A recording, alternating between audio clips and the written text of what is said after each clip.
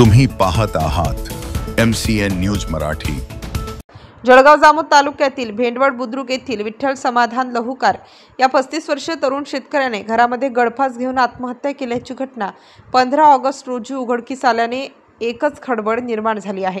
सततची नापिकी व बँकेच्या कर्जबाजारीपणामुळे या तरुण शेतकऱ्याने आत्महत्येसारखे टोकाचे पाऊल उचलल्याची माहिती स्थानिक ग्रामस्थांनी दिली आहे।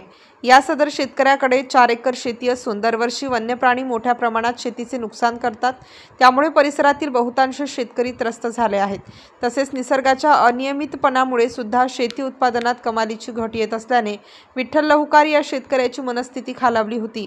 दरम्यान मृतक शेतकऱ्याच्या पश्चात आई वडील व 2 भाऊ असा आप्त परिवार असून या दुर्घटनेमुळे गावामध्ये सर्वत्र हळहळ व्यक्त करण्यात येत आहे।